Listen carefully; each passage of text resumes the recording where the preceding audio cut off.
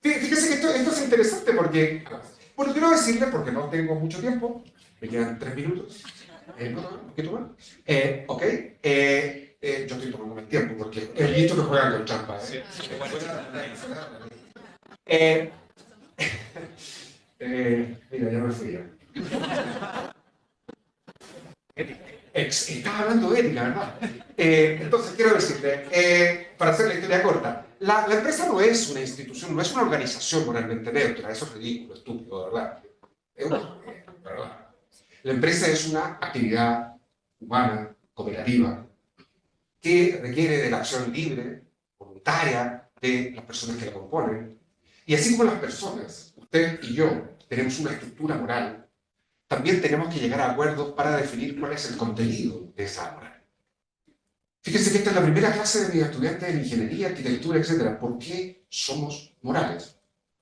Y acudimos a la psicología social, psicología del desarrollo, acudimos a la biología evolutiva y acudimos a la neurociencia. ¿Okay? ¿Por qué? Fíjense que la dimensión moral ha sido de las más descuidada en nuestro país durante, bueno, bastante años. ¿Por qué? Porque la sociedad chilena había decidido delegar la responsabilidad de la formación moral en la Iglesia. Una institución que no tengo para qué decir, hoy día está de capa caída, en realidad casi no tiene capa. Y la pregunta es, entonces, ¿cómo logramos un acuerdo, un consenso, para ya no solo la sociedad, sino cómo logramos un consenso ético para la empresa? ¿Cómo lo hacemos? ¿Cómo lo hacemos? No que sé, no quiero ofender a nadie, por favor, con gente moralmente analfabeta. Porque ustedes hablan de valores. Siempre me encanta explicar esto. Si yo preguntara aquí por el valor de la libertad, ¿estamos de acuerdo con el valor de la libertad? Sí, pero no me digan que no, porque entonces hay que decir, no, yo quiero que me sodomicen. Ustedes y yo estamos de acuerdo con la libertad, ¿sí o no? Sí, sí. ¡Libertad para el aborto libre! Igual igual no, sí, ¿viste? Fíjate que los valores no resuelven nada, por eso les gusta la agenda valórica. Lo que tenemos que acordar cuando hablamos de consenso básico ético, tenemos que acordar valores, por supuesto. Tenemos que acordar principios, por supuesto, que son orientadores, que no nos eximen de nuestra elección, de nuestra deliberación. Tenemos que lograr ese acuerdo. Pero en definitiva, la cuestión es tener que lograr acuerdos en torno a ciertas prácticas. Me sacaron la amarilla. Fíjense, ¿cuáles son las mejores prácticas? Es decir, ¿cuáles son aquellas prácticas que expresan mejor nuestros valores, nuestros principios, para ser una empresa éticamente decente? ¿Cuáles son? Fíjense. Aquí se han tomado muchos estrategias, voy a llamar estrategias. Entonces, ¿qué es lo que pasó en Chile después del informe Engel? Códigos de ética. Entonces, llegaron todas las reparticiones públicas del Estado de Chile, estaba en la auditoría y era reprochado eso. Códigos de ética para todas las reparticiones. Yo no sé qué le dijo la presidenta Bachelet en ese momento, que con esto Chile era un país con altos índices o altos estándares de movilidad. Eso es idiota, lo que teníamos un cuanto ocurrente. Y copiado. Los códigos de ética son necesarios, son marcos autorregulatorios, son marcos autodefinitorios. Nosotros queremos ser de esta manera y queremos ser empresa de esta manera. No viene de los directivos ejecutivos, no. Es el conjunto de quienes componen la empresa quienes deciden darse a sí mismas, a sí mismos, una propia identidad moral. Esto es peligroso por si acaso. Porque así como en el juego del prisionero suponemos que los demás también van a hacer lo mismo. Y si no hacen lo mismo es un grave problema porque le invito al suicidio moral. ¿Ok? Luego otro, el Global Compact, año 2000, yo no sé, ¿ustedes lo conocen, el Pacto Global? Kofi Annan, ¿se imaginan si en Chile solo cumpliéramos el Pacto Global? 10 principios, relaciones laborales, medio ambiente, derechos humanos, anticorrupción. Aquí quiero hacer solo un solo comentario, derechos humanos. Por favor, el problema que tenemos con los derechos, esto lo dije en el Museo de la Memoria, en Chile no existe una cultura de los derechos humanos. Los derechos humanos han sido enclaustrados dentro de una ideología de izquierda y que creen que solamente se violan derechos humanos cuando se tiene un uniforme o que derechos humanos. Los derechos humanos, por favor, son la mayor conquista ética de la humanidad. La mayor conquista ética. Y cuyo principio básico aparece en el preámbulo y en el artículo primero. Toda persona nace libre e igual en dignidad y derechos. Por favor, les invito, está en internet, el PDF, léanse el informe del PNU, del Programa de Naciones Unidas para el Desarrollo Humano 2017, que se titula Desiguales, y léanse el capítulo 5, el trato entre chilenas y chilenos. ¿Cuál es la sensación, la experiencia común y corriente? Atropello continuo de la dignidad. ¿En la empresa se respeta la dignidad de las personas? ¿Se respetan sus derechos básicos fundamentales? No. Fíjate que los derechos humanos son expectativas morales recíprocas. No es que tú me la debes a mí, nos la debemos mutuamente. La empresa respeta esa dignidad y esos derechos humanos, son principios orientadores. ¿Ok? Bueno, pacto no vale, he dicho 10 principios. ¿Tá? Y luego, responsabilidad social corporativa, responsabilidad social de la empresa. Fíjese que todo esto son inventos de actos desesperados de alguien que se está ahogando, por si acaso. Entonces, como la ética de la empresa no da abasto, que fue la primera, luego viene el código de ética, bueno, no está funcionando, no estamos ahogando. Responsabilidad social empresarial, responsabilidad social corporativa, obviamente que es una autoimposición voluntaria que incluye aspectos sociales, medioambientales, también incluye a los stakeholders y tal, bueno, los afectados por la acción, lo traduzco para que no se lo entonces, fíjate, pero este es el acto desesperado de un abogado. Si han oído hablar más de responsabilidad social, casi no se escucha ya. No, claro, porque tenemos un base de conceptos para la empresa y para todas nuestras organizaciones. ¿Ok? ¿Por qué? Y aquí viene la gran cuestión. Me vas a sacar la hoja, ¿verdad? Ok. Entonces, porque aquí viene la cuestión. Por favor, entendamos algo, porque si no, la ética va a quedar como la invitada, va a quedar como las clases de ética para él en la vida. Y la gente, de verdad, y fuera de broma, la gente entiende las clases de ética como una excusa para la impunidad, y eso es grave para este país. Si la ética es excusa para la impunidad, de verdad nos vamos al carajo. ¿Ok? Bueno, no sigo, ética ética. ¿Por qué simplemente quiero dar tres nomás? ¿Por qué la ética es importante? ¿Por qué es importante que la empresa se conduzca de manera éticamente correcta? ¿Por qué es importante? Primera razón, voy a dar tres nomás. Primera y breve. Primero, por una cuestión de rentabilidad. Ya, termino. Dame un minuto. Primero, por una cuestión de rentabilidad. ¿Ok? Es lo primero. Ahora, no porque la empresa se comporta de manera éticamente correcta, le va a ir bien en los negocios. No, eso no, fuera. Una empresa éticamente correcta puede ser fracaso y la quiebra, listo. ¿Ok? Sino porque te hace abaratar costos. ¿Costos de qué? De demanda, etcétera. Y por eso es rentable, ética y cumplimiento. ¿Ok? Segundo, una cuestión de legitimidad social. Por favor, se habla tanto de confianza hoy en día, que las empresas lo han perdido, por supuesto. Se habla tanto de confianza, la confianza descansa sobre expectativas morales recíprocas, lo insisto hasta este punto. No hablen de confianza como si fuese una nave espacial. Requerimos para la confianza de expectativas morales que se cumplan. Si no, no. ¿Ok? Esto ayuda, por supuesto, a la credibilidad de la empresa. Por último, capital ético. Las empresas generan capital ético o también, como lo hemos visto en los escándalos empresariales, que han visto que yo no he dicho ninguno, destruyen el capital ético de una sociedad.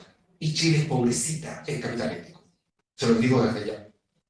Así que, ética, compleja, ¿verdad? La verdad es que no funciona mucho. Hay una riqueza intangible, está la mano invisible de la economía, la mano tangible del Estado, bueno, y del derecho, pero está la mano está intangible de los valores, los principios, etcétera, que debemos construir. Termino. Ahora sí termino. Termino con una anécdota, porque no va a ser seguro imposible. Termino con una anécdota, y espero que no. La anécdota original cuenta una mujer. Yo voy a sacar a la mujer y voy a poner a alguien fluido. ¿Okay?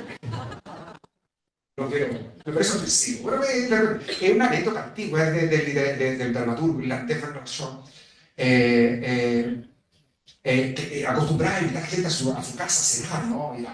Entonces Bernard Shaw está en la cena, lo más bien, y llega y le dice a un fluido, ¿ya?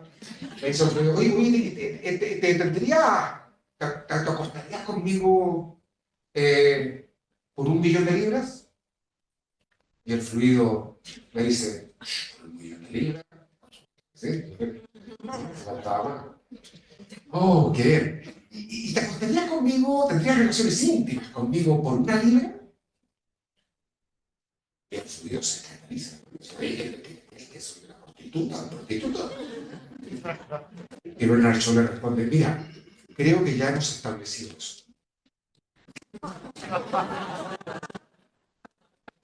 Ahora la cuestión consiste en saber cuál es tu precio. Una sociedad, una organización, una empresa que ha perdido la brújula moral y no sabe distinguir entre dignidad y precio, sencillamente está condenada al fracaso.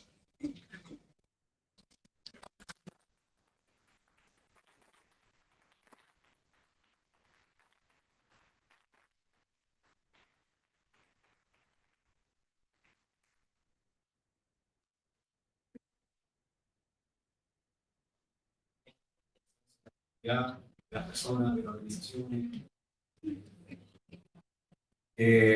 Por eso este es mi panel. Paso a nuestros panelistas. Voy a partir presentando a nuestra moderadora, Constanza Bazarín, ex manager de protección de datos y compliance en la firma SIJA, abogada de la Universidad de Ciudadanos, cuenta con un diploma de la Universidad de Chile en Internet y Derecho. En 2020 cursó una maestría de propiedad intelectual y tecnologías de la comunicación y redes sociales en ESADE, Business and Law School de Barcelona. Constanza centra su práctica profesional en asesorar a clientes en asuntos relacionados con la tecnología. Se ha especializado en diseñar e implementar modelos de cumplimientos para la protección de datos personales y modelos de prevención de riesgo. Además, tiene experiencia en propiedad intelectual e industrial, comercio electrónico, protección al consumidor, derecho publicitario, fintech, ciberseguridad e inteligencia artificial. Por otro lado, desempeñado roles académicos, siendo profesor invitado en el móvil de marcas de la Universidad del Estado, en el curso de verano de la OMPI de INAPI y el curso de Compliance y Protección de Datos de la Universidad de Concepción. Durante el 2024 impartió clases en el curso de Ética de Datos de la Universidad de Ciudadanos y también está realizando clases con la Escuela de Computadores de Santiago y la Universidad Central, abordando temas de protección de datos, compliance. Asimismo, Constanza fue reconocida como Ones to Watch por el prestigioso ranking de Sawyer del año 2024 en las categorías de compliance y tecnología, y recientemente además se suma en directorio de la World Compliance Association. Bien.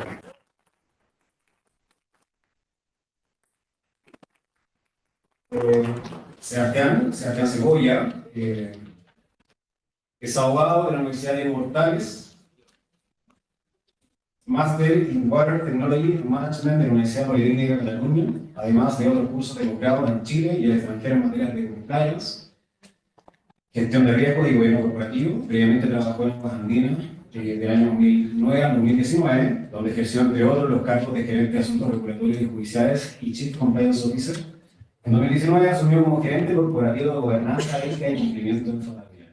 En el mismo periodo fue miembro del Comité de Ética de la Cámara Chilena Norteamericana de Comercio y presidente del Comité de Compliance de la Cámara de Comercio de Santiago. Desde mayo de 2023 es gerente de Ética y Cumplimiento de NAP. Gracias, Sebastián, por estar con nosotros.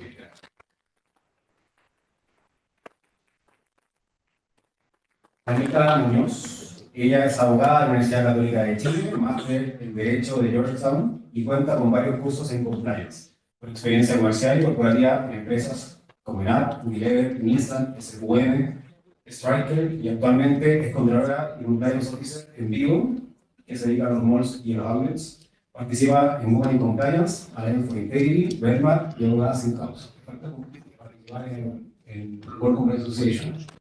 Gracias, Daniela, por estar con nosotros. Por último, una más importante, Felipe Volante es abogado con 25 años de experiencia y máster en Derecho de la Empresa con distintos estudios de títulos en temas vinculados al cumplimiento normativo. Entre otros roles, fue abogado de la Fiscalía Nacional Económica y fiscal de la línea aérea Sky Airlines. En el año 2017, director de Ética y Cumplimiento Regulatorio y encargado de prevención de delitos de Chile. Damos un aplauso a Felipe Volante. misma política del todo el periodo, nosotros tenemos que para cumplir los 30, que es la cuestión de ella, y después viene una Constanza. Muchas gracias, Andrés. Muchas gracias a todos los panelistas y también a Mauricio por tan buena presentación. Siempre me gusta escuchar a Mauricio. Muy buena presentación. Entonces, en esa misma línea, y gracias a la introducción que nos hizo Mauricio respecto de la ética, les quiero hacer a cada uno de ustedes 3 preguntas. Tenemos 3 minutos, así que para contarnos a la agenda. Voy a partir con Felipe. Te quiero preguntar, Felipe, ¿cómo crees tú que ha evolucionado la percepción de la ética empresarial en Chile durante las últimas décadas? Buenas tardes, muchas gracias por la invitación, Mauricio, felicitaciones, increíble. Me la deja difícil, porque tengo que explicar cómo ha evolucionado la empresa.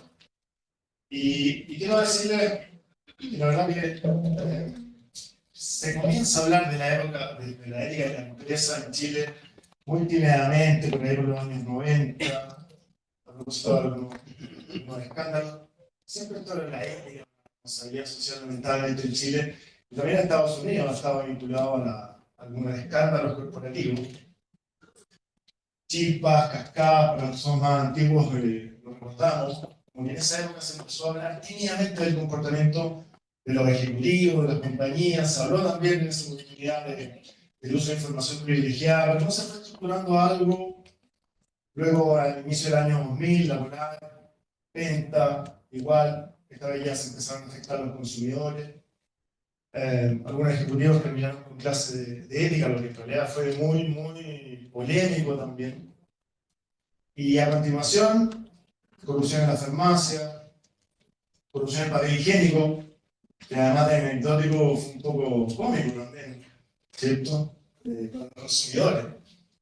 El año 2009 finalmente se dicta esta ley de responsabilidad penal de las personas jurídicas, pero no por una convicción, sino que porque era requisito para ingresar a la OECD.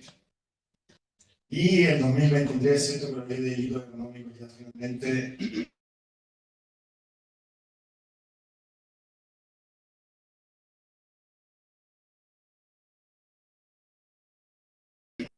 a mí me gustaría que todos los que trabajamos en compliance acá incorporáramos a nuestros títulos esto de ética y cumplimiento.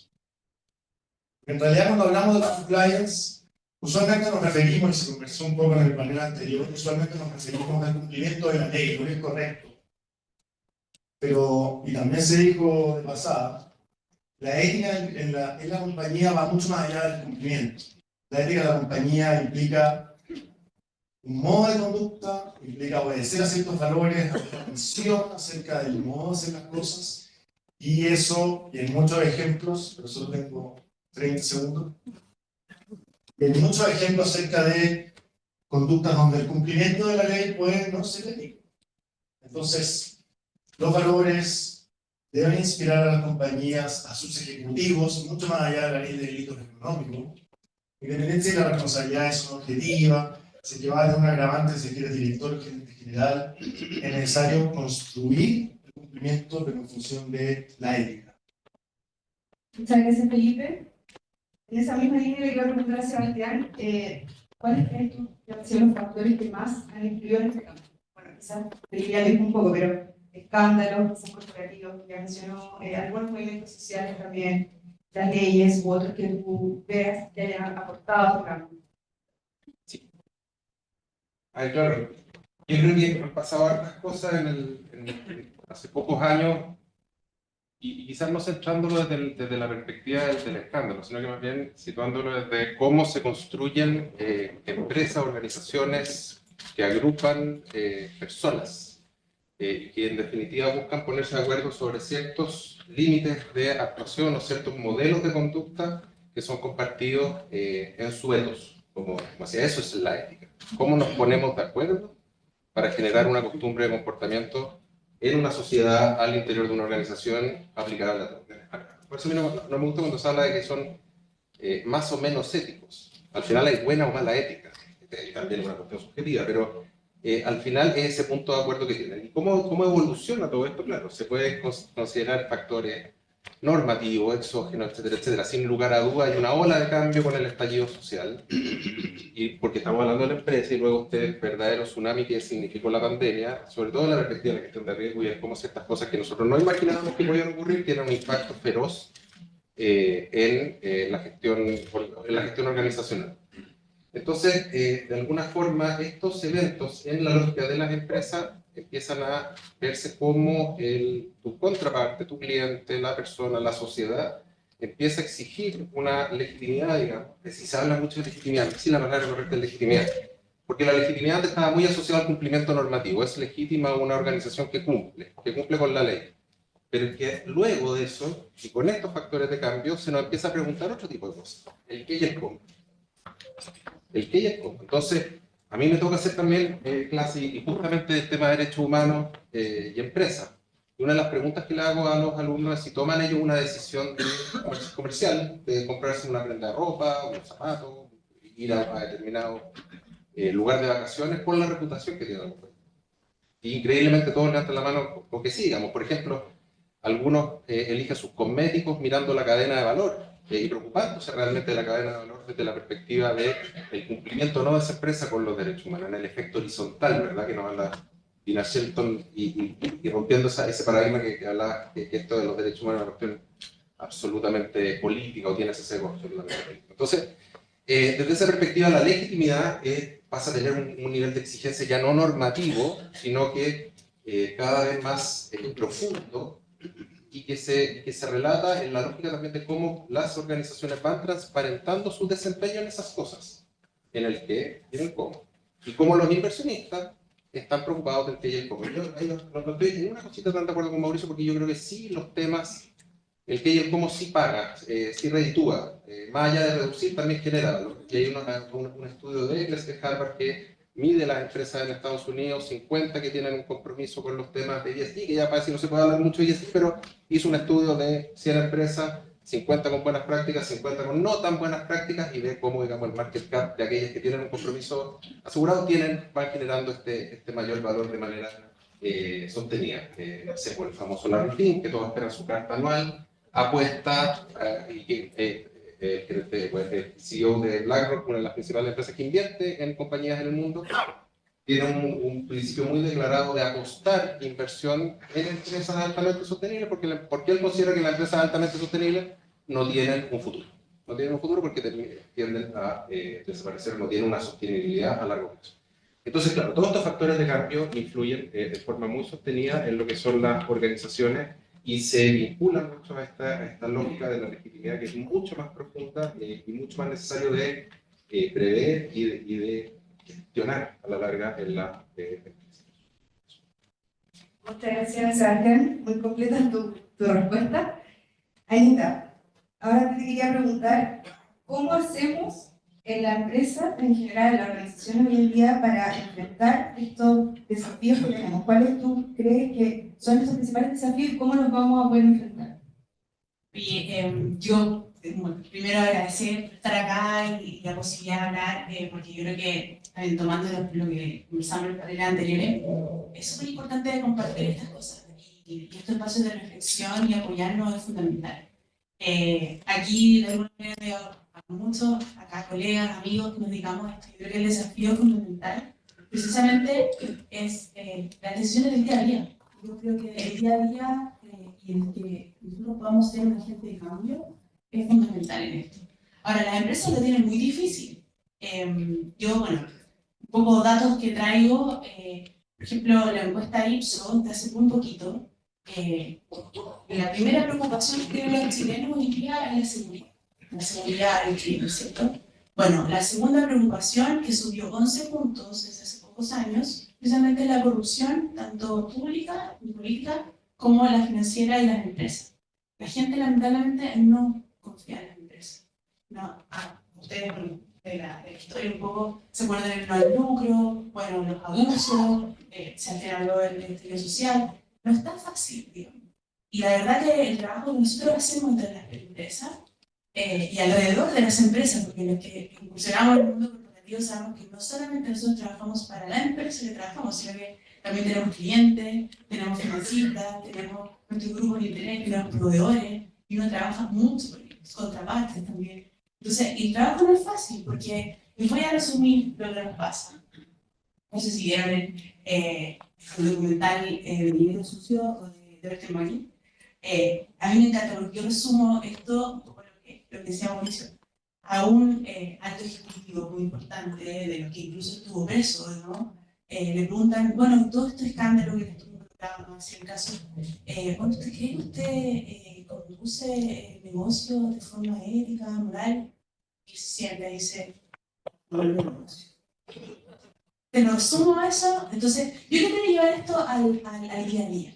El día a día, la gran discusión que nosotros tenemos del desafío es, bueno, en el entorno de negocio, y el día a día es, bueno, se toman las decisiones en base a costo, en base a precio, es legal o no es legal, es barato, es caro, y esto realmente tiene que ver con el sentido.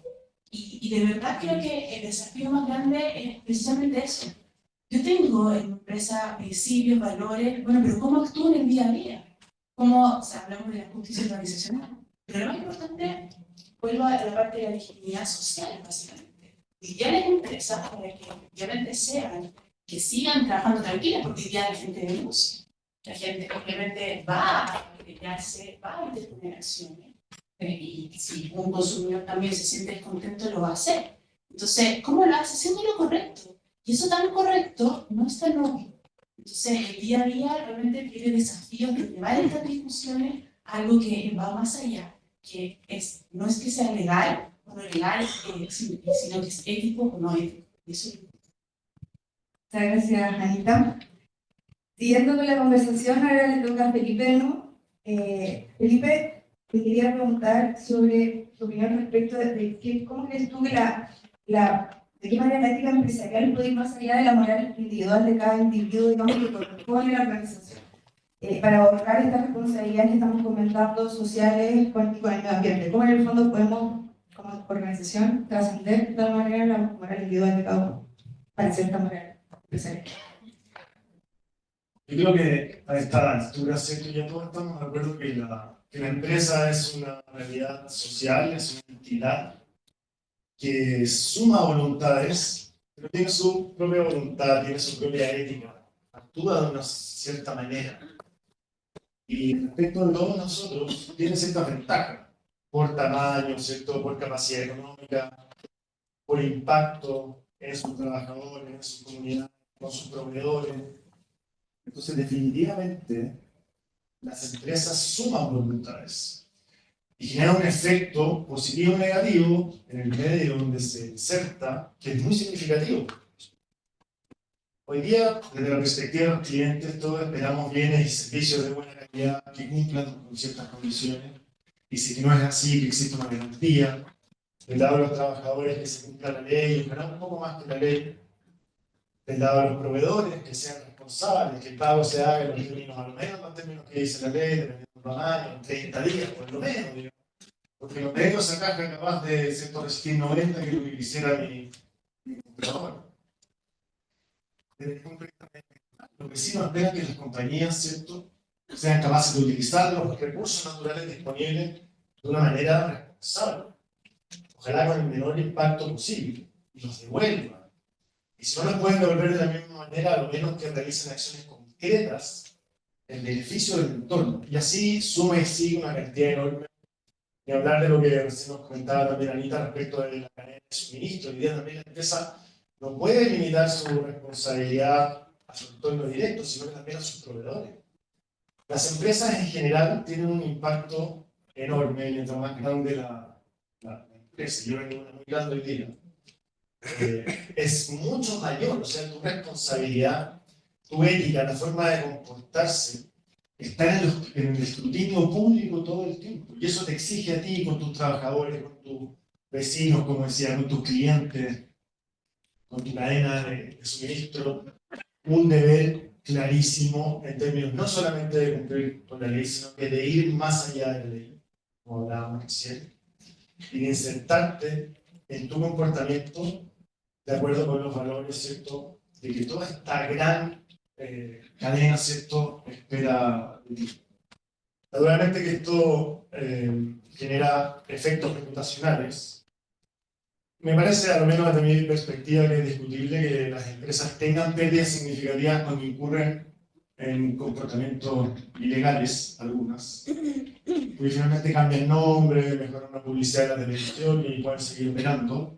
Se dividen, crean filiales, cambian de negocio. El efecto reputacional es mortal. Entonces ahí es donde la cuestión ética se clova desde el punto de vista de su efectividad, cobra mucha importancia.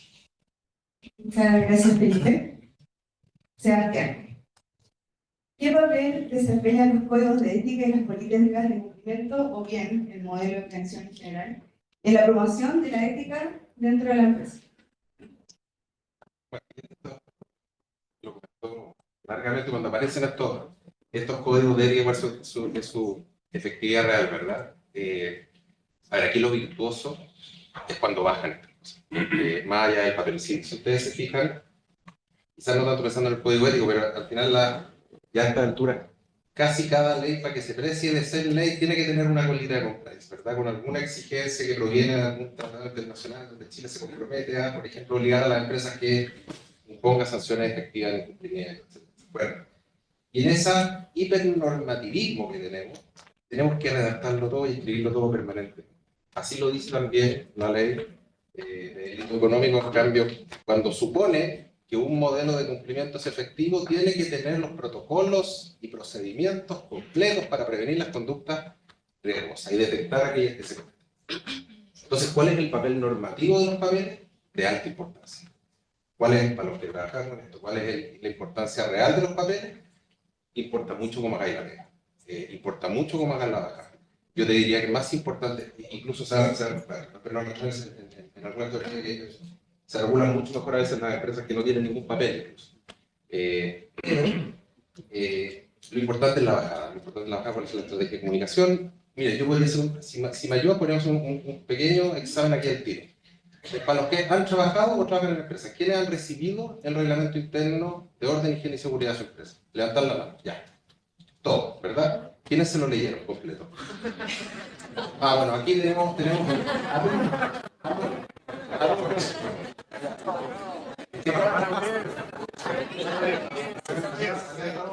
estamos predicando que se conversen. La respuesta es bien baja. Y los documentos son normativos, hay que tenerlos, pero en realidad lo virtuoso, insisto acá, en cómo bajas ese documento a la práctica diaria, cómo lo comunicas, cómo lo entrenas, cómo haces que esa persona se vincule a este modelamiento de conducta que está en lo normativo. Es relevante, sí, lo exigen las normas también. Han habido algunos experimentos de autorregulación, por ejemplo, en el caso de Alemania, cuando fracasa, digamos, un gran proceso de autorregulación cuando la presidenta hace un llamado a las empresas a autorregularse en materia de diligencia en derechos humanos.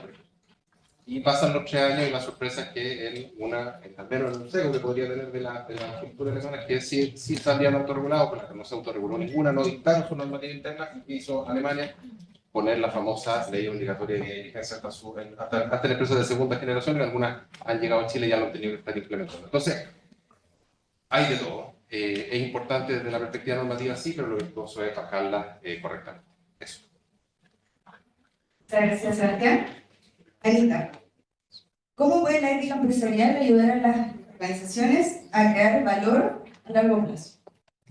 Esa es una gran pregunta. De todas maneras, volviendo a la legitimidad social, eso es lo fundamental. Ahora, crear valor lo tenemos que llevar a una visibilización que sea tangible también.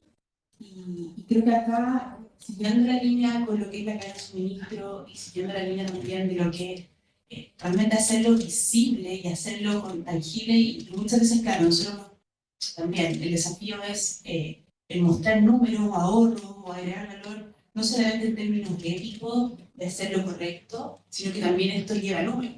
Pero yo aquí lo digo un poco vuelta, digo, bueno, lamentablemente en estos últimos meses hemos sabido de escándalos y casos donde preguntémonos a los que sufrieron estos casos, los que sufrieron perjuicios, sobre todo, y se vieron involucrados, ¿cuál es el valor que incluso hoy día le ven a compliance antes de estos casos.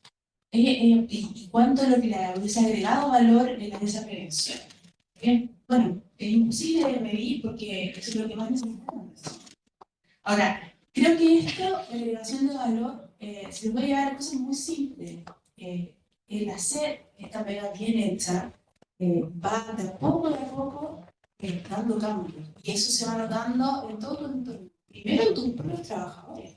Imagínense, también cito una encuesta que es bien interesante, la de Espacio Sexual con CAEM, que es del 2022, donde decía, le preguntaban a los trabajadores qué era la percepción de integridad que tenían adentro de las empresas, y decían que solamente 1/3 de los trabajadores le creían a sus líderes internamente. O sea, primero hay que crear valor precisamente adentro, o sea, el ejemplo, y que las cosas que dicen hacer se dentro de.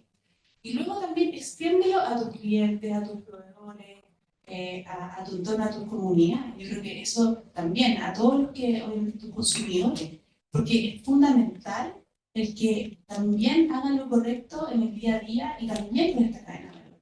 Les voy a dar un ejemplo también muy importante.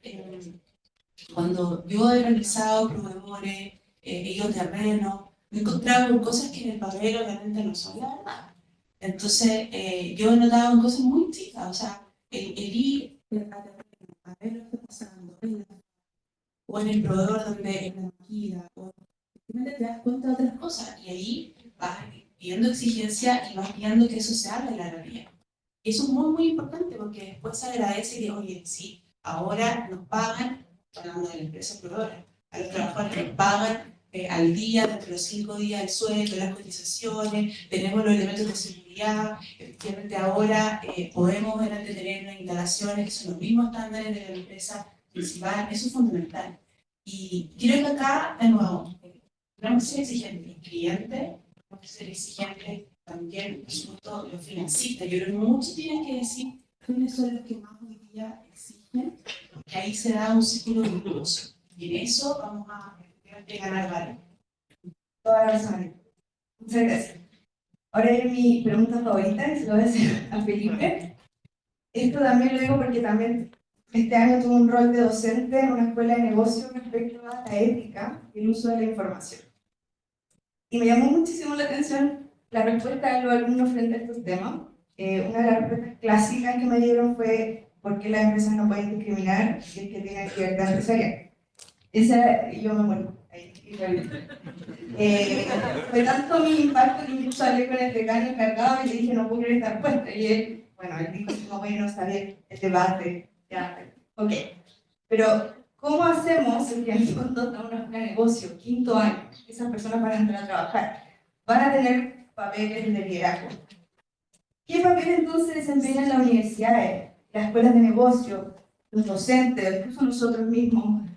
La formación de estos futuros líderes, que sean éticos, que tengan una ética integrada y que no crean que en el fondo porque trabajo en una entidad privada puedo hacer lo que quiera, que era un poco el mensaje que yo me dio. Es una pregunta excelente. ¿Cuántos ingenieros comerciales hay acá? ¿Abogados?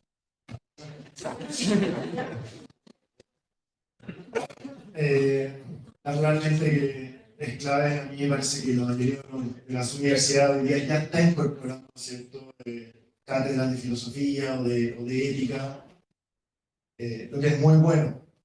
Independiente de cuál sea tu formación profesional, estos son temas realmente transversales.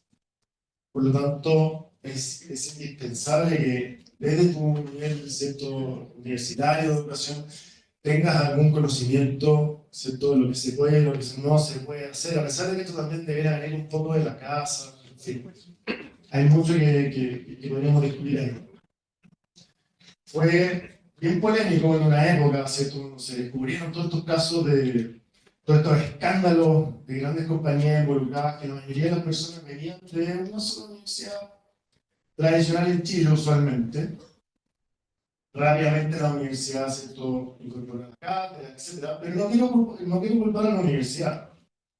Quiero culpar, ¿cierto?, a esas personas que de repente desenfrenadamente van por obtener utilidades sin importar nada en el medio, pasando a llevar, ¿cierto?, a la sociedad en general.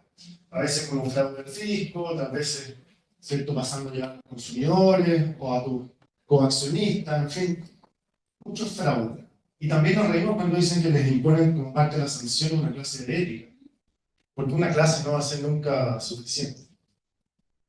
Pero ahí es donde nosotros, ¿cierto?, las personas que trabajamos en ética y cumplimiento, tenemos un rol que es clave. Y voy a ser un poco autorreferente con esto.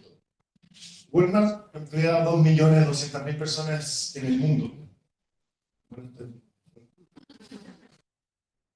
En Asia, ¿cierto?, en China, en India, en Chile, en Canadá, etc. Y es muy difícil, ¿cierto?, tener un solo, compartir valores, digamos, cuando se trata incluso de personas de distintas nacionalidades. Un código de conducta claro, específico, ¿cierto?, que establezca las expectativas, la cultura sobre la cual se funda una empresa, puede ser suficiente para evitar ese tipo de abusos, ¿cierto?, ese tipo de conductas ilícitas, siempre que se viva. Más allá del modelo, de las matrices de riesgo, todo lo que queramos, ¿cierto?, que se viva una cultura que eso también permite uniformar ciertos valores en la compañía y especialmente los que toman las decisiones. Muchas gracias, Felipe. Ya estamos cortos de tiempo, pero nos queda una pregunta para Sebastián y una pregunta, así que les voy a pedir que se acorten un poquito. Ya, ¿en qué medida las empresas deben ser responsables de las prácticas éticas de sus proveedores y socios comerciales? Bueno, creo que eso está súper ya respondido, digamos, en la mañana en este panel. Una cuestión, es un tema que importa, pero también está muy asociado al qué y al cómo, desde que salió el Pacto Global, Kofi Annan se llamaba a la empresa, ya Naciones Unidas a hacer un pacto global que se preocupe de toda la cadena de producción de las mismas, cuando contábamos con empresas que decían esto no es nuestro problema, sino que solamente compramos sus productos, cuando se descubría que en el Asia profunda unos niños con las manos bien delgaditas podían coser a mano las pelotas de fútbol. O el caso de los camarones, cuando en el África profunda habían trabajadores, sino que básicamente esclavos modernos, enviados a los barquitos que sacaban los camarones y que después terminaban en los alimentos pagados en los supermercados de Estados Unidos, Chile y el occidente. Entonces, se responde más básicamente sola. Yo creo que la pregunta es muy relevante y es muy relevante hacerse cargo de la cadena de producción completa. Hay herramientas para hacerlo, hay herramientas para ir de alguna forma incentivando el cumplimiento. Hay una estrategia que está detrás con las llamadas auditorías éticas que se usa mucho en la perspectiva de diligencia de derechos humanos, de poder ir a revisar cuál es la conducta de tus proveedores y los contratistas de los proveedores en talleres, en lugares de confección, donde eventualmente la mamá con los niños a trabajar, por ejemplo, en producciones industriales más complejas, etcétera, etcétera. Yo creo que de alguna forma en la directiva en Europa que establece la obligatoriedad con cierto plazo de ejecución a las empresas europeas a los países europeos para que legislen la obligatoriedad de tener procesos de diligencia en la cadena de producción de manera obligatoria y escalonada. Yo creo que es un plazo para que lleguen las empresas que lo están haciendo, pero de alguna forma esa vinculación con la cadena hace que nos preocupemos o que seamos capaces de entender que existen herramientas para poder preocuparnos del qué y el cómo desde el inicio hasta el fin de la producción de desde la perspectiva de los delitos económicos, que es lo que nos convoca a todos, por supuesto. Ahora hablamos de los terceros con o sin representación. Hay que preocuparse con mayor profundidad que antes, desde luego. Hay que incorporarlo en la lógica del entrenamiento, en la lógica de la comunicación. Hay que evaluarlos también y hay que tratarlo en su propia personalidad. Acá nosotros cometemos muchas veces el error, nosotros que estamos acá, de tratar a todos igual con unas cláusulas muy parecidas para uno y para otro. Pero yo creo que va a tener que empezar una distinción de cuáles son los terceros intermediarios de mayor riesgo, de menor riesgo, para poder imponer contractualmente las medidas razonables para evitar incumplimiento y así prevenir efectivamente. Muchas gracias, Sebastián. Ahora, para terminar esta segunda pregunta favorita, y también en relación a lo que pasó ayer en Comisión Mixta y Protección de Datos, yo estoy muy contenta con eso. ¿Qué desafíos éticos plantea la transformación digital y el uso de nuevas tecnologías en las empresas? Ese es un temazo. esto va pero es transversal, desde no solamente la alta como hackeo, ciberseguridad, hasta el WhatsApp y las redes sociales, o sea, esto es totalmente transversal. Lo primero, yo creo que nosotros desde la función de cumplimiento hay que meterse en el sistema, o sea, hay que de alguna manera sea medio reacio a entender de estos temas de tecnología. Yo aquí, bueno, hay proveedores importantes allá afuera que ustedes pueden aprender, Tecnitel, BGRC, Regulatec. Esto es súper importante porque te da obviamente, las herramientas necesarias para tu poder hacer tu trabajo desde de compañías el día a día. Hoy día hay multiplicidad de información, hay globalización, hay las transacciones, está todo hoy día en los sistemas. Entonces hay que meterse porque los controles obviamente van a estar ahí. Y uno tiene que tomar la tecnología como una guía. Pero también mucho cuidado, porque creo que en eso también tenemos que también tener ojo, regular, obviamente tener política y procedimiento, y esto llevarlo también a la práctica, porque obviamente esto de ocupar ChatGPT para tú hacer tu informe dentro de la empresa, o sea, ojo con todas esas cosas que van a empezar a pasar, pero también, de nuevo, los delitos se van a pasar a este campo, ya están pasando. Es decir, todo este tema, te han visto recientemente, de alguna manera, sistemas que se han caído, van a hackeo, y esto se han participado en la orden de compras, de todo el sistema, que es muy importante y un poco difundo que los temas de ciberseguridad o seguridad de la información, o sea, adentro de la empresa, por lo menos es mi mejor amigo, o sea, siento cada vez que puedo, porque aprendo mucho, ellos también. Entonces, es muy necesario estar informado, saber cómo atacar temas, porque las grandes crisis que se van a vivir hoy día en las organizaciones van a ir por ahí. La cuestión de crisis va a ser, se cortaron las comunicaciones, aquí se cortaron los sistemas, la red se cortó, ¿qué vamos a hacer? ¿Cómo vamos a operar? Entonces, es muy importante y ahí, obviamente, entramos nosotros a mediar y a ver cómo vamos a poder gestionar esas crisis y también, de alguna forma, contra la confianza también en nuestros trabajadores, en nuestras personas, para poder seguir operando así, sin sistema y que el control igual opere. Es súper importante. Muchas gracias, Anita. Muchas gracias, Felipe y Sebastián. Damos por cerrado el tercer panel.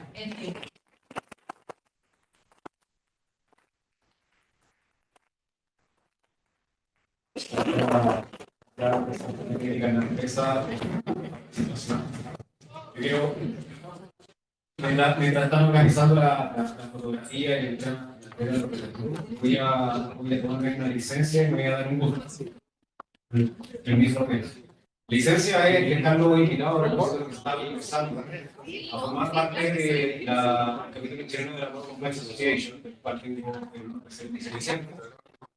porque precisamente lo que viene en el país es un contexto normativo de cumplimiento, una estructura lógica. Lo que estamos viendo es que va a venir creciendo. Y a los 20 años más, probablemente lo que vamos a tener en Chile es un escenario normativo, un contexto cultural, empresarial, completamente distinto a lo que tenemos ahora. Entonces, la invitación es que, indistintamente la cantidad de años de experiencia que puedan tener dentro de sus ejercicios profesionales particulares, formen parte de un centro donde se comparte información, es una red hispanoamericana. Y las buenas prácticas son para compartirlas. Es el objetivo un poco lo que tiene este foro, este summit, de que exista el working entre todos los asistentes y las personas que tienen más experiencia ejerciendo el compliance se pueda aprender. Así que esa es mi licencia. Y el gusto es que ya que están todos hablando cerca, yo también así que voy a pedir que pueden levantar la mano, hacer ruido, no sé por qué la gente se ruido, pero igual nunca eso. Muchas gracias. Ya. Entonces, bloque 4, al fin, este es mi bloque preferido. Acá el comité creativo se cayó con la versión del nombre, bastante largo. Bloque número 4, cláusulas contractuales con colaboradores, productores, investigaciones internas, fiscalía y sanciones. Vamos a dar paso nuevamente de la misma estructura de siempre, 20 minutos la masterclass, 30 minutos la conversación. Tenemos el honor de que participe como expositor el profesor Melizama. Perdón. Y que además Lizama Abogado actúa como patrocinador en este evento. Así que publicación. Luis es abogado de la Universidad de Chile, magíster en Derecho de la Universidad de Chile y estudios en doctorados en Derecho de la Universidad de Chile. Profesor asociado de Derecho del Trabajo y la Seguridad Social de la Facultad de Derecho de la Universidad de Chile. Profesor de Derecho del Trabajo, programas de magíster de la Universidad de Talca, Universidad de Concepción, Universidad de Ibáñez, Universidad de los Andes, Universidad Católica de Santísima Concepción, Universidad del Desarrollo y Pontificia Universidad Católica. Es expresidente de la Sociedad Chilena del Derecho del Trabajo y de la Seguridad Social entre los años 2002 a 2006. Es exdirector del Departamento del Derecho del Trabajo y la Seguridad Social de la Facultad de Derecho de la Universidad de Chile entre el año 2018-2021. Ex integrante del Consejo Superior Laboral de Chile, autor de distintos libros como Compliance Laboral en Acoso y Violencia en el Trabajo junto a Diego Lizama Castro de Ediciones Santiago. Manual de Derecho Colectivo del Trabajo, junto con Gonzalo Riquelme González. Es exgerente de Personas de Dirección Nacional de Chile. Es exgerente del Departamento Laboral de DEOI. Es exjefe del Departamento Jurídico de Dirección del Trabajo y, por supuesto, socio principal de Lizama Abogados. Tiene múltiples premios y distinciones, pero no hay tiempo, solamente voy a venir a las últimas dos. De Chambers and Partners, Labor and Employment Chile, Banda 1, 2023-2024. Lead Lawyers, experto reconocido en negocio y en negociación colectiva de Idealis de los años 2023-2024. Es un honor que esté con nosotros. Muchas gracias por participar como expositor. 20 minutos.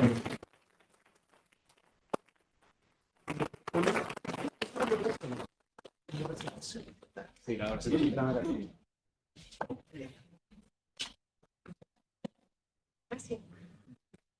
Bueno, muchas gracias.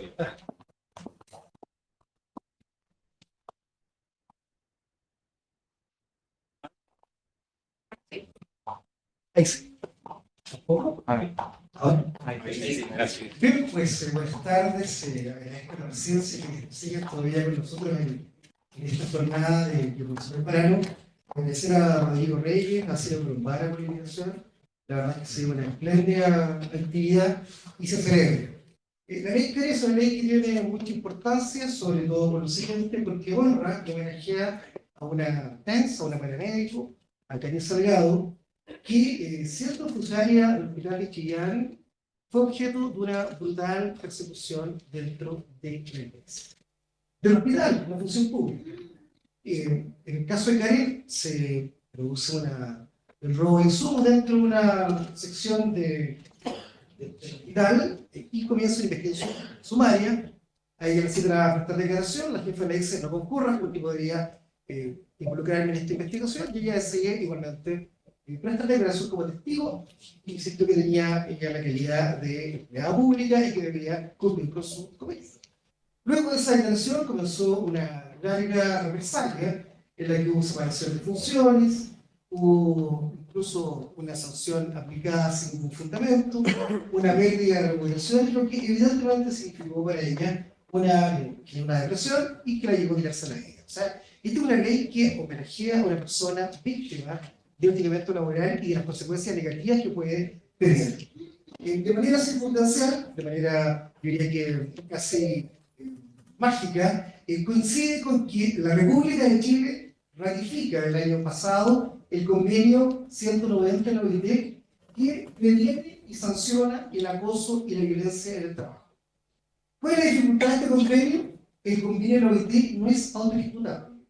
En consecuencia, requiere que el Estado que ratifica el convenio deba realizar una política pública y también modificar su propia regulación interna.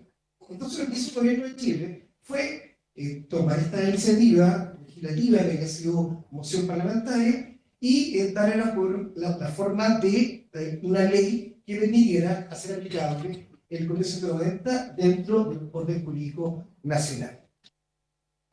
¿Cuál es la principal ventaja del proyecto de ley que, ya ley de la República, que rige el día 1 de agosto de este año, y que establece un nuevo derecho en favor de los trabajadores? Y que es el derecho a que el empleador garantice, asegure y reconozca a cada trabajador un ambiente laboral libre y exento de violencia. Y para ello fundamenta este nuevo derecho en el principio de la dignidad de la persona. Muy simple, ¿no? Entender que las personas somos un fin en sí mismo y no un medio o una herramienta. En consecuencia, cuando la empresa tolera que un trabajador sea objeto de acoso, hostigamiento o violencia, indudablemente le tratan como un verdadero objeto, una herramienta, un instrumento y no como un fin. Pero además, segundo desafío, porque establece cierta directriz, un estado de cosas que la ley pretende que se pueda alcanzar y conseguir. Igualdad material entre hombres y mujeres.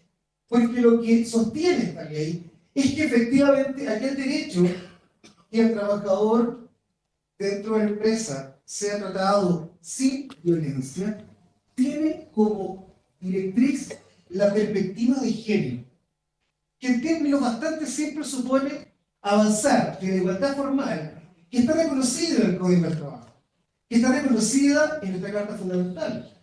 Si ustedes revisan nuestra Constitución política, se establece expresamente que el empleador puede establecer diferencias, una inclusión o preferencia, pero solo sobre la base de dos factores: la capacidad y la idoneidad del trabajador o el postulante. Y luego el artículo 2 del Código Laboral establece un conjunto de factores respecto a los cuales hay un indicio de discriminación y que están prohibidos expresamente. Entre otros, sexo, identidad de género, orientación sexual. Curiosamente, dentro de esta larga lista del artículo 2, no figura el género. Es curioso. Y la libertad de selección, probablemente negligencia. Lo han incorporado, la verdad es que es exactamente igual porque se entiende que hay que estar sujeto al marco de la Carta Fundamental. En consecuencia, se establece un derecho para los trabajadores con un principio de la dignidad, una directriz de la perspectiva de género, y se establecen tres conductas que, dice entre otras, están prohibidas: acoso sexual, acoso laboral y violencia en el trabajo. El acoso supone que la acción agresiva, la acción de hostilidad, proviene de un trabajador de la empresa. En consecuencia, tanto el acoso sexual como el laboral, el empleador tiene la potestad para poder sancionar, para poder efectivamente aplicar alguna medida respecto de aquel trabajador que es el victimario. Hay indudablemente un modelo de compliance que está establecido en la ley y que obliga al empleador a efectuar de actividades. Pero evidentemente que respecto del acosador, el empleador tiene la potestad, la atribución para poder sancionarlo. Con alguna medida, ¿no? Lo puede amonestar verbalmente, lo puede sancionar por escrito, lo puede multar y lo puede despedir por una cosa disciplinaria. En cambio, la violencia en el trabajo supone que quien realiza la acción, la agresión o digamos el insulto en contra del trabajador es una persona ajena a la empresa. Un consumidor, un cliente, el paciente del hospital, el pariente del dueño de la empresa, el empleado de una empresa contratista, el empleado de una ST, un tercero respecto al cual el empleador del trabajador víctima de la violencia en el trabajo no tiene potestad para poder funcionar. En consecuencia, la tarea del empleador va a ser una tarea de prevención de la violencia en el trabajo y medidas correctivas. Medidas correctivas como, por ejemplo, blindar la caja para evitar que el trabajador sea nuevamente víctima de un asalto, por ejemplo, ¿no? Entonces tenemos la conducta de acoso que puede ocurrir de un trabajador de la compañía y las conductas de violencia que provienen respecto a una persona con la cual no hay vínculo jurídico laboral por parte del empleador.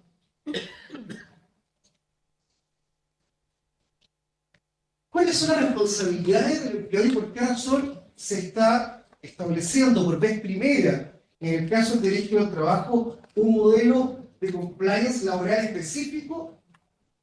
Son las siguientes. Porque este deber del empleador de garantizar a los trabajadores un espacio laboral libre de violencia está estrechamente vinculado con otro deber impuesto en el Código Laboral, que es el deber de seguridad. ¿Qué establece el artículo 184 del Código del Trabajo? El empleador deberá proteger eficazmente. No es cualquier protección, es protección eficaz respecto de la vida y salud de los trabajadores. O sea, hay efectivamente una conexión directa inmediata entre este deber de proteger al trabajador en lo referido a vida y salud con este nuevo deber de efectivamente garantizar al trabajador un medio ambiente libre de violencia. ¿Qué supone eso? Supone 3 deberes específicos. Primero, del cual hablamos, debe prevenir que dentro de la empresa se produzca cualquier acto de acoso sexual, acoso laboral y violencia en el trabajo. En segundo lugar, obliga al empleador a promover este estado de cosas deseables, igualdad material entre hombres y mujeres. Y en tercer lugar, también, digamos, le exige que erradique cualquier forma de discriminación basada en razón del género. Entonces, el modelo de prevención supone que el empleador tiene ahora un riesgo empresarial que es el acoso y la violencia en el trabajo. Y tiene que administrar y gestionar y controlar aquellos riesgos a través de un modelo de prevención que cumpla 3 tutelas. Primero, la preventiva. El empleador debe evitar, debe prevenir que se produzca el acoso y violencia laboral. En segundo lugar, tutela proactiva. Esto es, producido un hecho que debería evitar el empleador con su política de prevención, con la materia de riesgo, con el reglamento interno, debe efectivamente investigar en el evento que se produzca una denuncia formulada por un trabajador, tanto respecto de acoso como violencia en el trabajo. Una advertencia. La ley establece 2 formas de efectuar la denuncia y la investigación.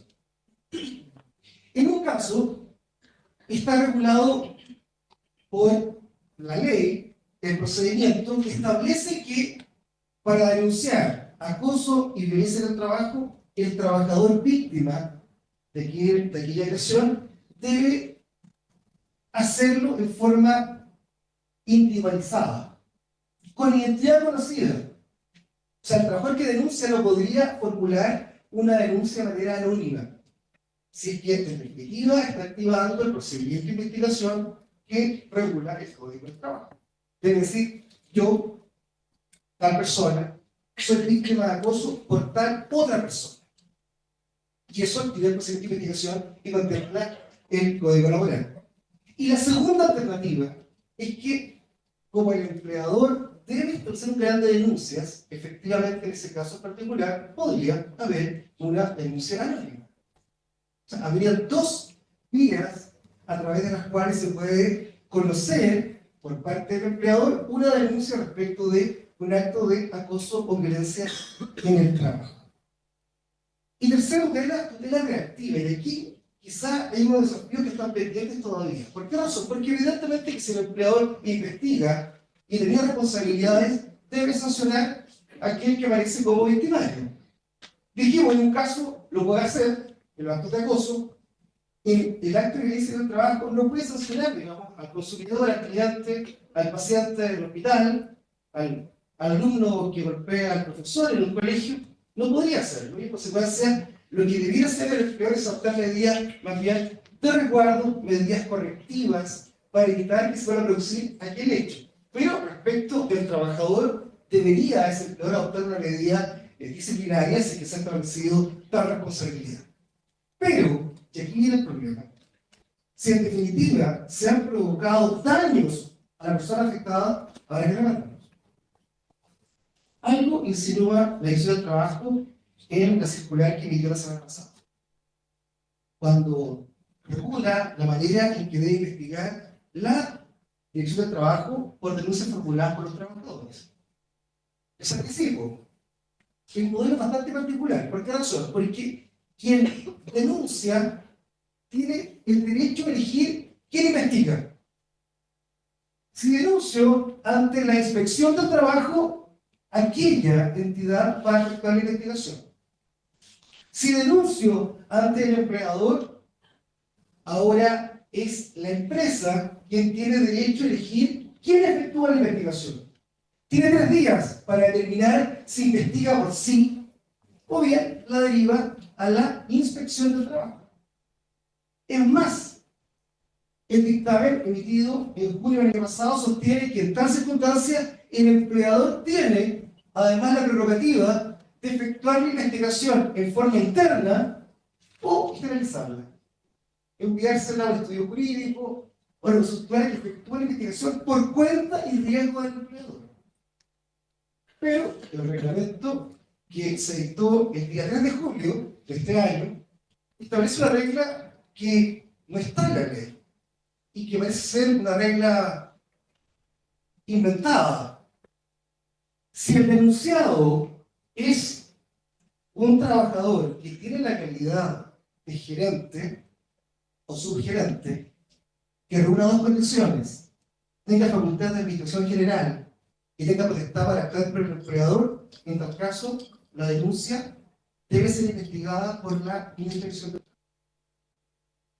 Hay efectivamente una situación en la que quien investiga podría ser la autoridad administrativa o podría ser el propio empleador. ¿Y por qué digo que está pendiente el tema de la reparación? Porque en esta circular que eligió la DT, lo que admite es que, para efectos de evitar que la dirección del trabajo denuncie a un empleador por lesión de derechos fundamentales que se habían producido a propósito del acoso sexual o laboral por el trabajador que denuncia, la circular establece que debería producirse una mediación entre el trabajador denunciante y el empleador ante la dirección del trabajo, y que en esa oportunidad podría plantear algunas medidas reparatorias para evitar la denuncia ante el juez laboral por lesión de derechos fundamentales.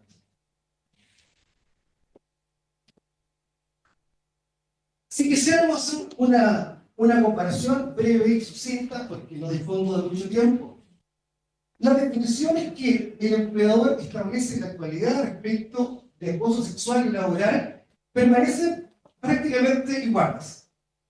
La de acoso sexual es exactamente la misma. Y eso ha provocado cierta crítica, que ha dicho, pero ¿cómo no se actualizó la definición? La verdad es que da lo mismo. Para los jueces chilenos, no obstante que el artículo 2 del Código del Trabajo define solo el chantaje sexual, o sea, cuando el jefe le exige un favor sexual al subordinado a cambio de una promoción, a cambio de una mejora de regulaciones o de no despedir al trabajador, también ha comprendido dentro de esta figura aquellos casos en los cuales hay un acoso de carácter ambiental. Esto es cuando el empleador tolera que se genere para los trabajadores un entorno que los hostiliza porque permite cierta ambiente erotizado. El ejemplo típico, los garajes o los talleres en los cuales aparecen estos postres, ¿no?, de chicas ligeras de ropas. Ese sería el típico ejemplo de un empleador que permite cierto acoso horizontal.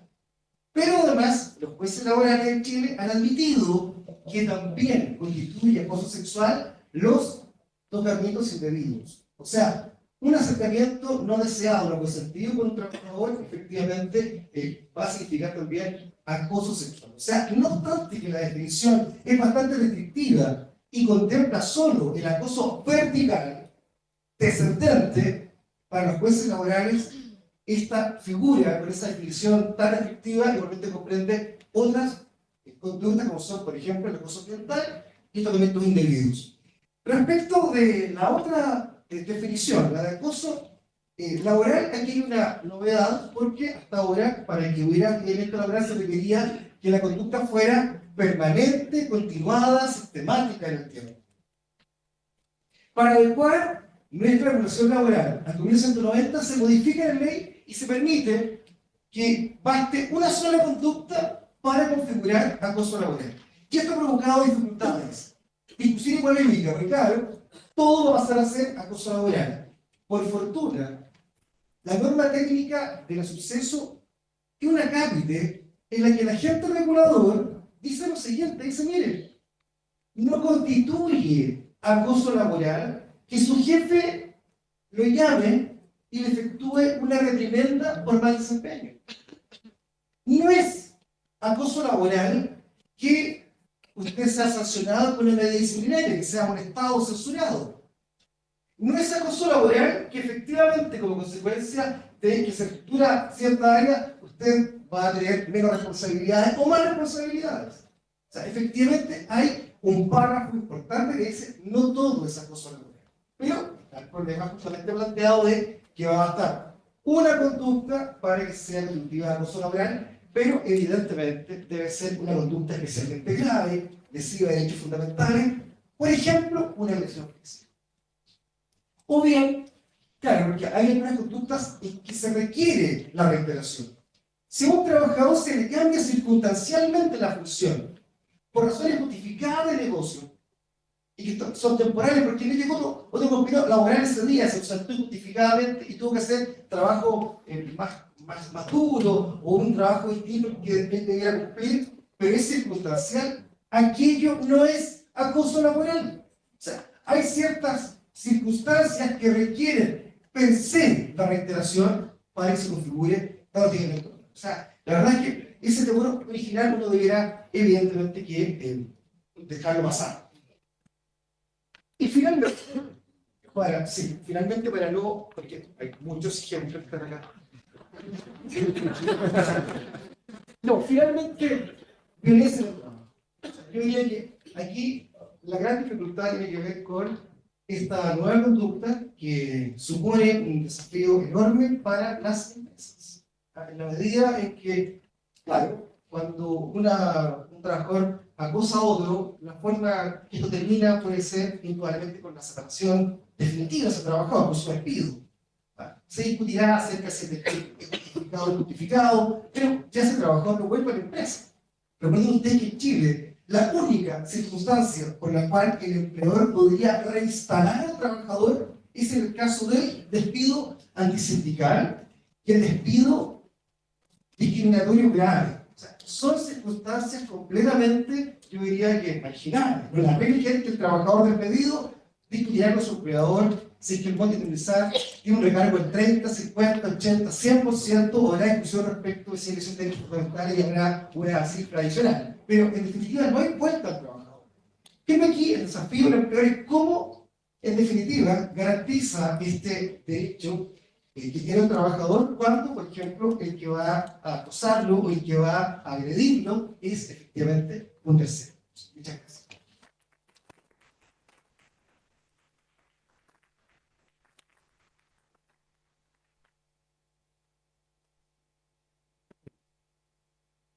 Interesante esto, los límites que da la doctrina, ¿no? De compliance, hasta dónde llega internamente las unidades de compliance, las agencias de compliance de las organizaciones. Sin duda que en el futuro lo laboral va a ser parte de. Vamos a dar paso entonces al último panel que ha estado moderado por Leonor Herrera. Ella es abogada con más de 8 años de experiencia en implementación y creación de sistemas de gestión de compliance basados tanto en normas de carácter nacional como internacional. Es máster iberoamericano en compliance de la Universidad de Salamanca. Cuenta con diplomas en inteligencia artificial y derecho de la Universidad Católica, compliance y gobierno corporativo de la Universidad de Desarrollo. Es presidenta del capítulo chileno de la World Compliance Association.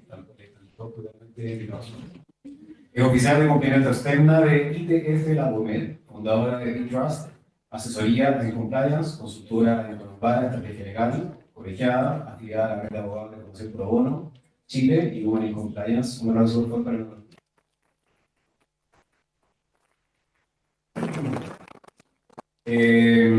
también va a participar Gabriela Palacios. Ella es abogada de la Pontificia Universidad Católica de Paraíso, máster en Derecho Ambiental de la Universidad del Desarrollo, diplomada en Compliance de la Universidad Jorge Ibáñez y de la Pontificia Universidad Católica de Paraíso, con más de 9 años de experiencia en Compliance y gestión de riesgos legales en diferentes roles in-house. Actualmente es jefa de Compliance en Sky Airline. Así le damos un aplauso a la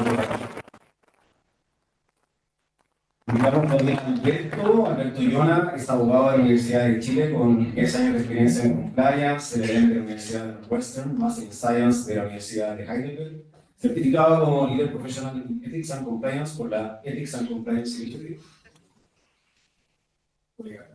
Gerente de Compliance y Riesgo en la auditoría de Secor de Litio. Anteriormente se desempeñó como gerente regional de Compliance para el Grupo Europeo, como abogado de Compliance en Italia. Así que, gracias Alberto por el apoyo.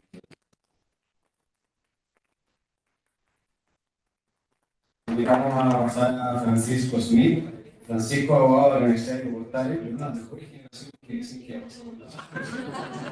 Máster en Compliance, Officer de la Universidad Complutense de Madrid, además de contar, entre otros, con diplomados en Compliance Corporativo de la Universidad Adolfo Ibáñez del año 2014 y el de competencia de la Pontificia Universidad Católica de Chile en el año 2017, con más de 12 años dedicado al Compliance. Actualmente es el director de cumplimiento de Caja Nacional y sus filiales.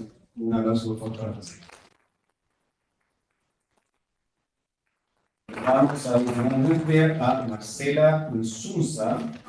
Marcela es abogada con más de 15 años de experiencia en mercados regulados, seguros, finanzas, banca, gobierno, farmacéuticas multinacionales. LLM en Derecho de la empresa Universidad Católica, certificada en Compliance por University of Pennsylvania, empleado por Yale University, Women Leadership por MIT, directora ejecutiva de InCompliance Latam Consulting, cofundadora de Grado Sostenible, Humanocracy, co-founder and COO de Proyecto Vive. Reconocida por Erika 500, DC Power List, Lawyer of the Year, Lawyer Magazine 2020, entre otros. Candidata, además, a considerada por lugar de... Gracias. Gracias.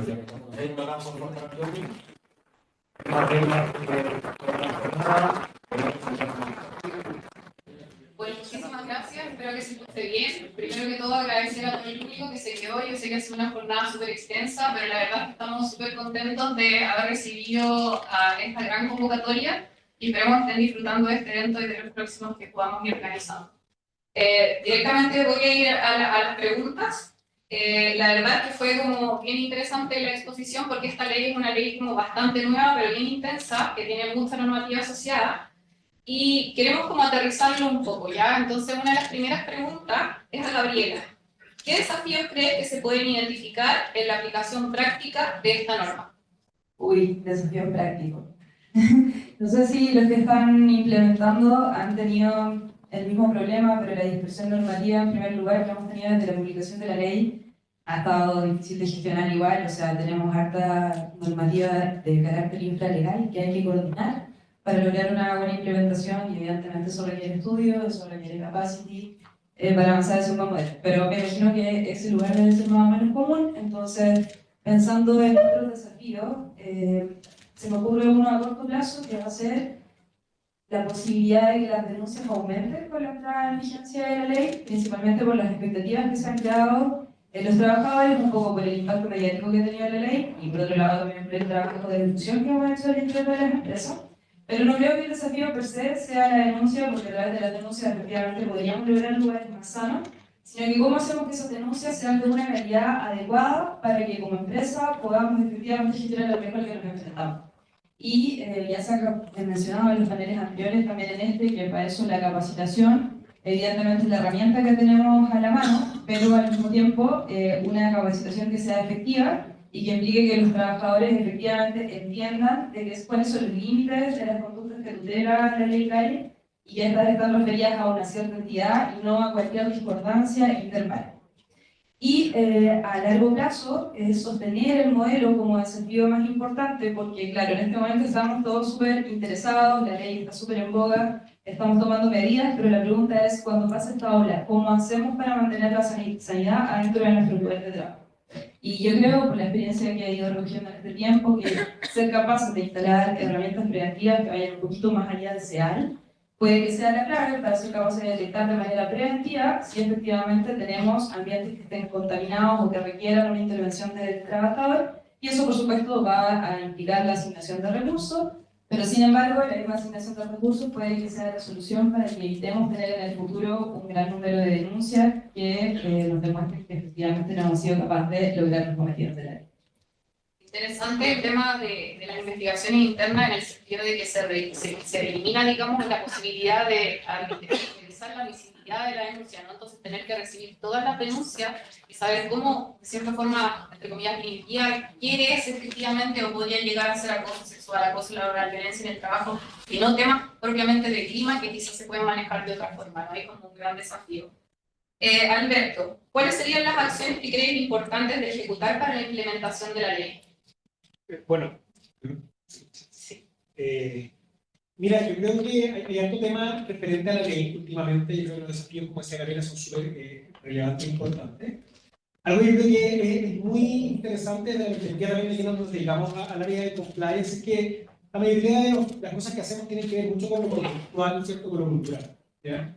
Y en ese sentido yo creo que es muy importante en el ámbito de la comunicación que estamos haciendo con los trabajadores en distintos lugares, ¿cierto? El analizar cómo la perspectiva del trabajador respecto a esta ley también cambia, ¿ya? Yo creo que primero que nada alinearse, estar en la misma vereda en torno a lo que son ambientes laborales sanos, ¿ya? El ambiente laboral sano no se construye por una investigación, ¿cierto? O por una denuncia propiamente tal, sino que se construye con la unión de todos, ¿cierto? Quienes participaban en el mundo empresarial, de poder estar de acuerdo en qué consideramos como ambientes laborales sanos, en primer lugar. En segundo lugar, también yo pondría aspectos que son alejarnos de los estigmas o de las frases típicas, ¿no? Ya no se puede decir nada, ya no se le puede decir nada a nadie, ¿cierto? No, que ahora vamos a conversar de lejos mejor. Que son, como cierto que al final del día terminan siendo karmas que reiteramos o de algún otro modo, ¿cierto? Aspectos que nosotros nos llevamos a la conducta y que nos alejan totalmente de lo que busca una ley de este tipo, ¿cierto? Yo creo que el poder establecer, ¿cierto? Desde el mundo muchas veces sindical, del mundo de las empresas, del mundo ejecutivos, directores, trabajadores en general, el poder alinearnos en un lenguaje común, una forma de relacionarnos dentro de un lugar de trabajo es un desafío tremendo para quienes de nuevo hacemos esto, ¿no? Que al final del día la labor de compliance es una labor cultural y conductual. Eso por una parte. Después también entramos a los aspectos que son más propios y más específicos en nuestro trabajo, que tiene que ver con establecer canales de denuncia que sean conocidos, que sean confiables, que nuestras investigaciones internas sean también reconocidas por nuestro mundo de los trabajadores. Que de algún otro modo también las soluciones a las que lleguemos también no busquen perjudicar a uno o favorecer a otro, en definitiva, ir educando en el uso de canales de denuncia que permitan ser efectivos, eficaces y que de algún otro modo tiendan a futuro, ¿cierto? En el ámbito nuevamente, ¿cierto? Cultural, mejorar al final del día lo que es un ambiente laboral dentro de nuestro lugar de trabajo. Yo creo que la ley nos impone bastantes desafíos, bastantes acciones a realizar, el poder llevar a cabo actividades de capacitación y de comunicación a los distintos estamentos de las compañías, yo creo que es fundamental en este rol. Y al final del día, junto con eso, poder mirar a largo plazo una empresa y nunca sentir que en los lugares de trabajo alguien, digamos, puede terminar pasándolo mal, puede terminar siendo acosado, ¿cierto? O siendo objeto de violencia. Yo creo que hacia allá van nuestros desafíos, hacia allá van lo que deberíamos construir en grandes términos. Después podemos entrar, claro, obviamente en el detalle de lo que es el día a día, ¿no? Pero son hartas cosas necesarias. Muchas gracias, Alberto. Marcela, dentro de esta tremenda transformación cultural de la que habla Alberto, yo creo que hay un principio que es como una bomba, ¿ya? Y ahí sí que está el real desafío, digamos, porque los otros principios quizás los tenemos un poco más familiarizados, pero hay un principio que es nuevo, que es la perspectiva de género. Entonces, dentro de ese contexto, palabras simples, ¿nos podrías explicar en qué consiste este principio? No, pero si quieres... ¿Ahí sí? ¿Cómo están?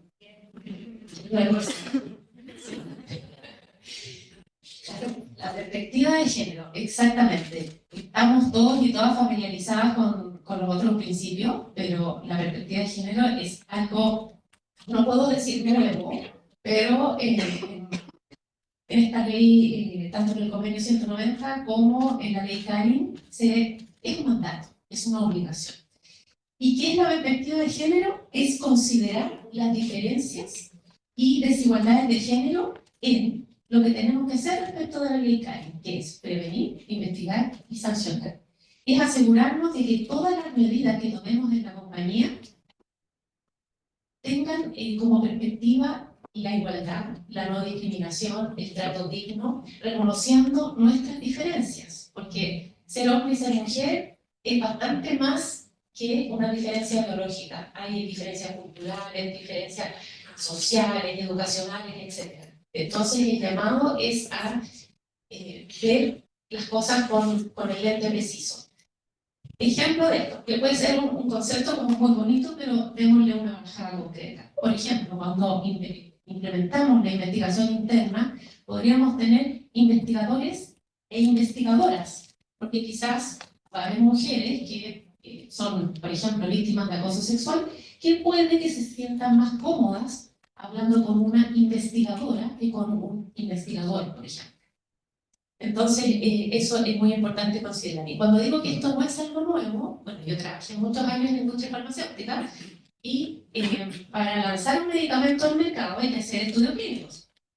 Esos estudios clínicos, la mayoría de los pacientes son hombres, porque las mujeres, no voy a decir que las mujeres somos hormonales, tenemos ciclos hormonales que es distinto. Entonces pueden afectar el resultado de las investigaciones. Por lo tanto, las dosis de los medicamentos generalmente están pensadas para cuerpos masculinos, no femeninos. Entonces, una mujer puede estar sobremedicada por una dosis que se la dio un médico. ¿Okay? Entonces, en ese ejemplo les grafico la importancia de tener una perspectiva de género y sobre todo a la luz de la ley Karen, lo que se nos mandata es, y esto es lo que yo quiero dejar súper claro como mi mensaje, veamos la ley Karen no como una carga, sino como una oportunidad para construir lugares de trabajo que sean sanos, que sean respetuosos, que las personas puedan ser realmente tratadas igual en derechos y en obligaciones. Muchas gracias. Francisco, dentro de este contexto como de que hay muchas normativas, ¿verdad? Salió un reglamento que regula las investigaciones internas en los canales de televisión. ¿Podrías contarnos un poco sobre cómo se reguló esta materia? Sí, pero antes de entrar en detalle a cómo se regula el reglamento, yo me quiero detener en un aspecto que lo destacó claramente Luis en su presentación, que si bien el acoso laboral y el acoso sexual estaba regulado en la legislación, acá lo que se busca es hacer carne que no encontremos ciertas situaciones, ciertas conductas y que actuemos desde la prevención. Por eso se habla que el compliance llegó a la normativa laboral. Y eso yo creo que tiene que ser un foco muy importante, porque en materia de acoso laboral y sexual teníamos la costumbre de siempre actuar de forma reactiva. ¿En qué sentido? En las denuncias que nosotros recibíamos se investigaban adecuadamente, de acuerdo a nuestro reglamento interno, y luego se tomaba la sanción y eventualmente se comunicaba al fiscalizador. En cambio, acá lo que nos piden es poder evitar y erradicar todo tipo de conducta, acoso laboral, acoso sexual y la violencia del trabajo de nuestra empresa. Y eso yo creo que es fundamental, que tenemos que actuar desde la prevención. Estamos acostumbrados a actuar de la prevención en distintas materias, pero llevarlo a que las relaciones laborales siempre están fundadas en un trato digno, bajo el principio de la no discriminación y libre de violencia. O sea, todos tenemos derecho a estar en un lugar de trabajo donde se nos respete y se nos trate de forma digna y para que en cada una de nuestras labores no estar sujeto a algún tipo de violencia y, como comentaba Marcela, algún tipo de discriminación de acuerdo al género. Eso yo creo que es fundamental. Y en materia de investigación, ya Luis me adelantó un poco el trabajo, pero me gustaría destacar ciertos principios, no entrar al principio de perspectiva de género, porque ya lo habló adecuadamente Marcela, pero sí que estas investigaciones primero tienen que garantizar la confidencialidad. Tienen que ser investigaciones totalmente imparciales. Tenemos que tener el principio de la celeridad, es decir, que el proceso vaya cumpliendo su etapa y que esta etapa no se vaya prolongando en el tiempo. O sea, la justicia y las sanciones tienen que llegar en forma oportuna, si no, no es justicia. Entonces, efectivamente, tenemos que tomar esos consensos. Tiene que haber un sistema de colaboración en cuanto a los aportes que se vayan haciendo en la investigación, y hay dos principios muy relevantes: la no discriminación, que la comenté hace un rato, y el principio de no revictimización, al no hacer pasar a la víctima nuevamente por esta situación dolorosa que tuvo que atravesar. Y eso yo creo que está recogido en las distintas normas que comentaba que comentaba Gabriela, y sobre eso tenemos que trabajar. O sea, el legislador tuvo que regular estos principios que deben estar presentes dentro de la investigación interna. Y no solamente eso, sino que efectivamente las conclusiones de la investigación interna son sometidas a la inspección del trabajo. Tiene que pronunciarse sobre si son válidas o no. Perfecto. Y ya que mencionaste esto de que en realidad ahora es como una entrada del compliance al compliance laboral así directamente, Gabriela, ¿tú cómo ves en la práctica nuevamente cómo podemos integrar, o si es que alcanzas a ver la posibilidad de integrar esta ley como al resto del compliance de la empresa? Yo creo que esta respuesta puede tener esta pregunta puede tener una respuesta ahí en ella, que es el compliance, que es lo que integra el problema. Pero para tratar de hacerlo un poco más concreta, la ley nos impone, como ya mencionaron mis compañeros, la obligación de tener canales de denuncia, y el canal de denuncia es una herramienta clásica del compliance, a través de la cual esperamos como empleadores, yo soy trabajadora, pero en representación del empleador, esperamos que los trabajadores nos denuncien situaciones que son relevantes para el empleador. Entonces la pregunta sería, ¿cómo esperamos que llegar a concretar ese objetivo si es que efectivamente cuando los trabajadores nos denuncian sus propias problemáticas, como las situaciones de acoso y violencia, no las atendemos adecuadamente? Si no atendemos adecuadamente las denuncias que recibimos a través del canal, difícilmente vamos a recibir información acerca de estos otros tipos de incumplimientos que nos interesan como empleador. Y por lo tanto, hay una conexión súper íntima, aunque no necesariamente compliance el gestor de la ICARI, entre lo que hace este módulo con el resto de las áreas del compliance. Y además yo particularmente sigo siendo defensora de los códigos de ética en la medida en que están vivos al interior de las organizaciones, y naturalmente hay una sincronía entre este nuevo estándar que nos trae la ley ICARI con lo que pretendemos regular en los códigos de ética. Y si somos capaces de hacer este match, vamos a terminar en definitiva haciendo la gestión de un riesgo mucho mayor que solamente de la infracción o de la posibilidad de que se suceda al interior de una organización situaciones de acoso o violencia, sino que también vamos a prestar herramientas a nuestro modelo de prevención del delito, probablemente también en relación a los módulos relativos a consumidor. Entonces, pensarlo de una forma integral nos da este beneficio de poder abordar todas las aristas que a través de la ley también se abren, y yo creo que esa sería como la forma práctica de llegar a la integración real. Marcela, ¿y consideras que el principio del que nos hablabas de la perspectiva de género puede llegar a ser implementado también dentro de otros procesos de la empresa? Y si es así, ¿cuáles? Más o menos un ejemplo. Sí, claro que sí. O sea, la ley CARIN es una ley transversal a la compañía. Que no está, y esto es muy importante, la ley CARIN no está radicada legal en compliance o en gestión de personas. Ley CARIN somos todos nosotros. Y es increíble cómo esta ley va atravesando los distintos procesos. Por ejemplo, pensemos en gestión de personas, en reclutamiento y selección. Tengo que capacitar a las personas internas o externas que están encargadas de esos procesos respecto de los sesgos. Todos los seres humanos tenemos sesgos, por ejemplo. Los sesgos de género es como lo más típico, son percepciones que ya tenemos instaladas en nuestra cabeza, generalmente por enseñanzas culturales, que hace etiquetar en fracción de segundo a ciertas personas con ciertas características atribuidas a su género. Tenemos que capacitar, y esto es lo importante, a las personas que realizan entrevistas de trabajo postulante. ¿Qué cosas se pueden preguntar, qué cosas no? Un trato digno, no ser una persona... Esto es como un criterio en realidad, o sea, yo creo que la ley CARIN nos sirve no solo para el trabajo, sino para la vida. Tenemos que tratar a los demás como nos gustaría que nos trataran. Simplemente en la evaluación de desempeño y en las políticas de promoción, revisarla y asegurarnos que estén hechas para ser aplicadas de forma justa, que todas las personas en la organización sepan qué tienen que hacer para llegar a cierta posición y que no haya favoritismo ni temas por el estilo. Y en cuanto a la investigación de las denuncias, también aplicar la perspectiva de género, porque las empresas se dan dinámicas de poder y de discriminación. Entonces tenemos que hacernos cargo, y afortunadamente tenemos la ley y tenemos el convenio que nos hace obligatorio. Así que de todas maneras que es permeable a toda la organización. Este es un tema de cultura organizacional. No es un tema de legal ni de compliance, es cultura. Tenemos que asentar en la compañía tolerancia cero al acoso laboral, acoso sexual y violencia en el lugar de trabajo. Alberto, ya que estás con el micrófono en la mano listo para responder. De los principios que se conversaron hoy y que hemos estado como analizando, ¿cuáles creen que son prioritarios y que podrían complementarse bien con el resto del programa de compliance de la organización? Sí. Vamos a dejar que, además que el innovador termina siendo de perspectiva de género, ¿no? O sea, en primer lugar, yo creo que termina siendo un eje bajo el cual la ley también surge y nos invita a hacer los cambios que requerimos hacer a fin de modernizar empresas y lugares de trabajo en general. Pero yo creo que en general, ¿ya?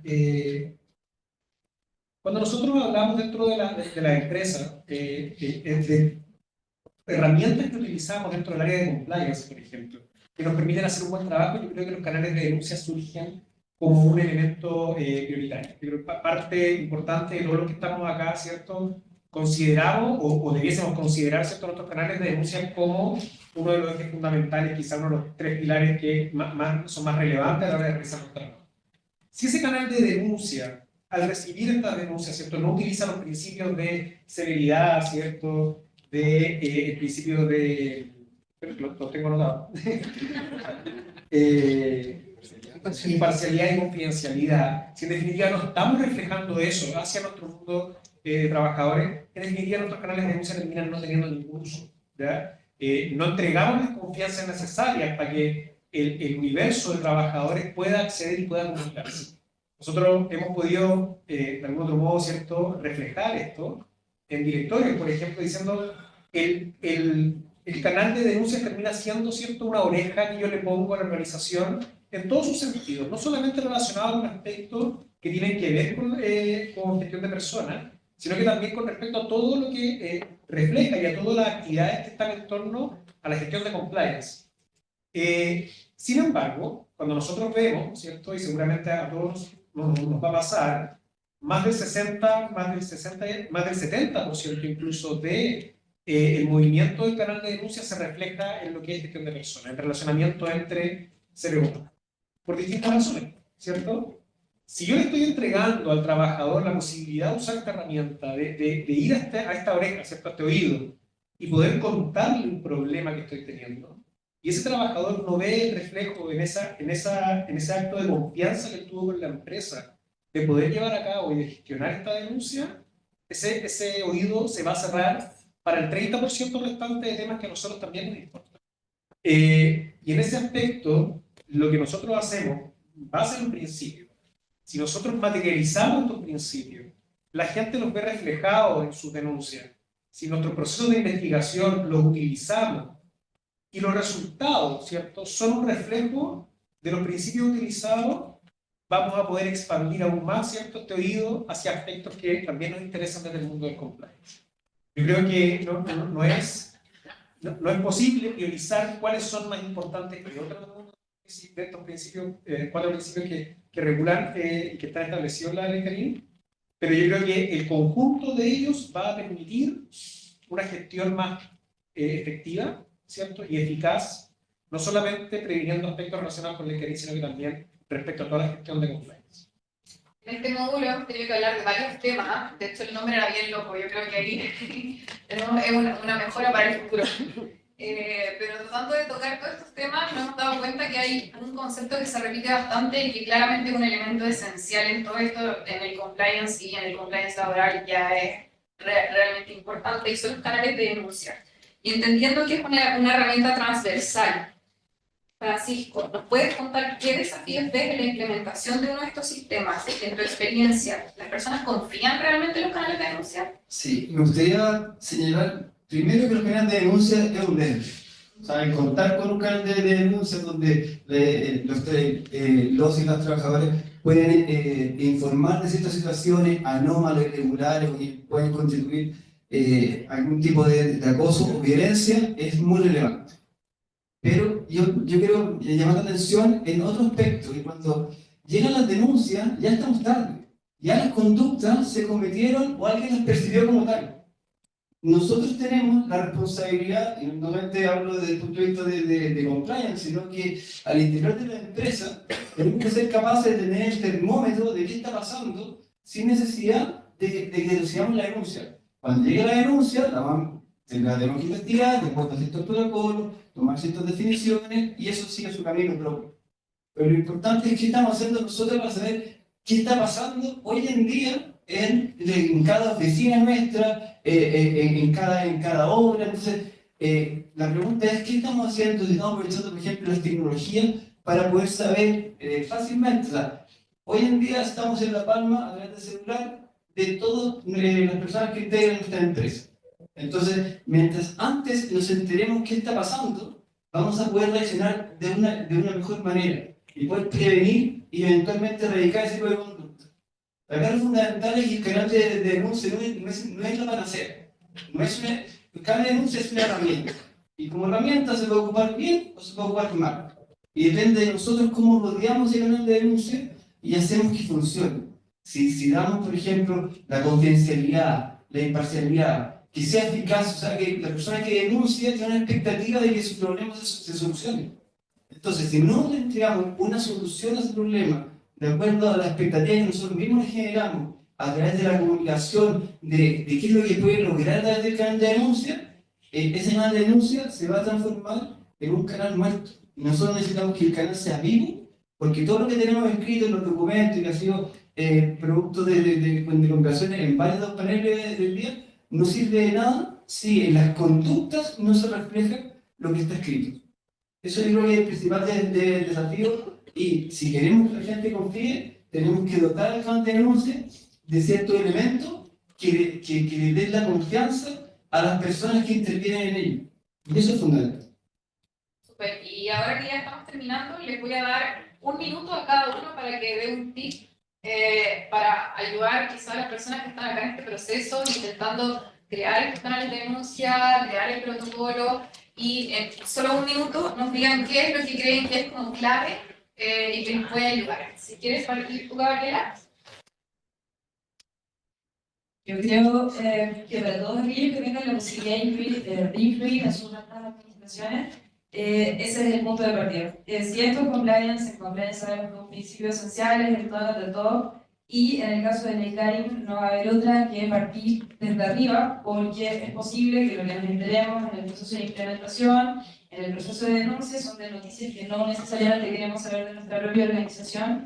Y si desde arriba no tenemos la convicción de ser capaces de tomar las decisiones que se requieran, y voy a ser franca, remover personas de la organización, entonces poco va a resultar que tengamos canales o herramientas y todo lo demás. Entonces, tratar de hacer una concientización que parta de súper arriba y que permee a toda la organización con un punto en común, que ojalá esté además en el código de ética. Francisco. Como tip, más que tip, yo creo que tenemos que entender que esta ley constituye un hito transversal al momento de llevar el compliance, es decir, la prevención en materia laboral. Y eso yo creo que es bienvenido y tenemos que acogerlo.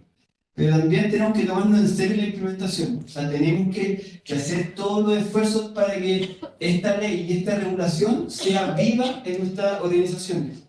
Y particularmente hay que entender que no porque sea ley, las conductas interiores de nuestras empresas van a cambiar. Tenemos que sensibilizar, tenemos que difundir, y lo más importante, tenemos que capacitar, pero con ejemplos reales. No solamente con la definición y poner exactamente lo que dice la ley. Tenemos que darle una bajada y que la gente la entienda. Porque si lo entiende, lo va a poder modificar eventuales conductas. Y ese aspecto muy práctico es lo que acerca el compliance a la empresa. Super.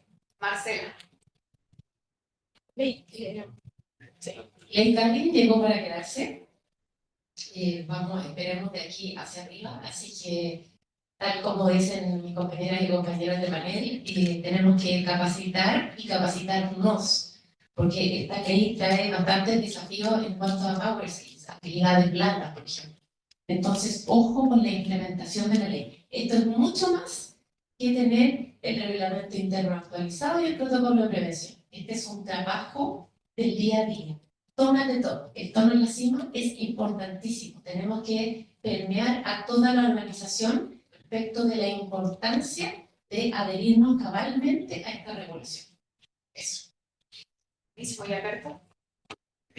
Me gusta más recibir los tips que dar, así que me voy con el tema anotado, pero yo quería conversar en ese sentido sobre algo que yo creo que es bien importante, y tiene que ver con lo que decían mis compañeros y compañeras acá, ¿no? Pero el poder, primero que nada, conversar esta temática, ¿no? O sea, abrir esta instancia de poder reflejar algunos problemas que pueden estar ocurriendo dentro de la empresa en el ámbito de seguridad, o sea, de salud mental y física, ¿cierto? Yo creo que es muy importante. En el ámbito de los liderazgos, ¿cierto? Poder acercarse a los equipos de trabajo a fin de averiguar qué es lo que está pasando también en cada uno de ellos. Compartimos más tiempo en el trabajo que en nuestro hogar y yo creo que es muy relevante que ese tiempo que compartimos en el trabajo sea un tiempo de calidad, que sea un tiempo sano, que sea un tiempo productivo.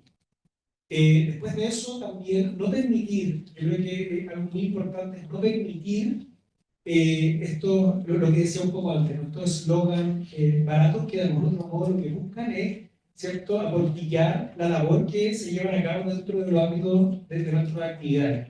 No permitir el tema, simplificar esto al hecho de que ya no puedo saludar de un beso a una persona. No se trata de eso. Se trata de respetar, ¿cierto?, el ámbito de la intimidad de las personas, comprender y entender el lugar de otro. Y en ese sentido, al final del día, yo creo que con el aspecto de la empatía, ¿cierto?, en un lugar de trabajo podemos avanzar bastante en esto. Independiente de lo que digan las leyes, ¿cierto?, independiente de lo que digan las normas, yo creo que esto viene, la ley viene a abordar una temática que es subyacente en las relaciones laborales desde siempre, ¿ya? Y de la cual debemos hacernos cargo. Trabajar en la empatía laboral, dentro, y cualquiera sea el rol que cumplimos dentro de la empresa. Eso. Bueno, muchísimas gracias a Marcela, Francisco, Alberto y Gabriela nuevamente por haber participado en este panel. La verdad que también quiero aprovechar de dar un agradecimiento por haber tenido la oportunidad de organizar el evento y tener expositores de tan alto nivel. Ha sido súper agradable y entretenido escucharlos a todos. Y quiero pedirles un segundo para hacer un reconocimiento a Andrés Sánchez, nuestro vicepresidente, que ha sido el maestro de ceremonia y le voy a entregar un regalito.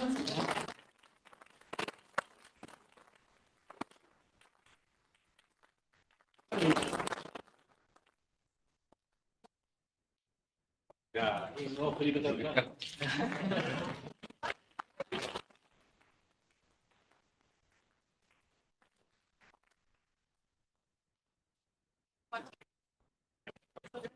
Mientras se coordina la foto oficial, ya estamos muy regalones, así que vamos a invitar que pase Víctor Cortés para algunos de nuestros patrocinadores para que se despeguen.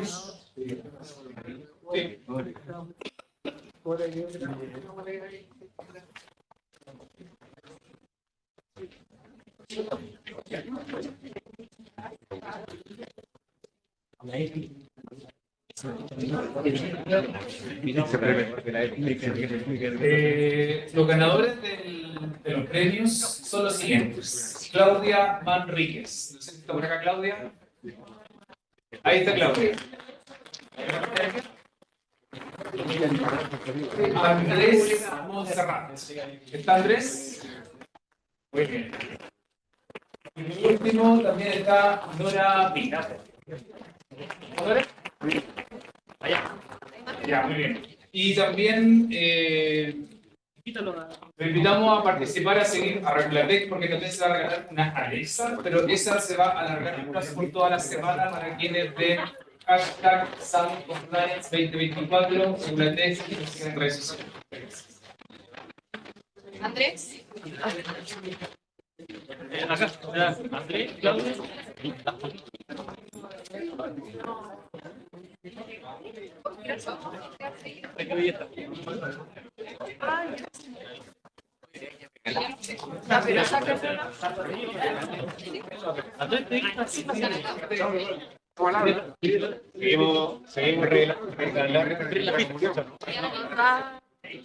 muchas gracias a todos. Nos vemos el próximo año.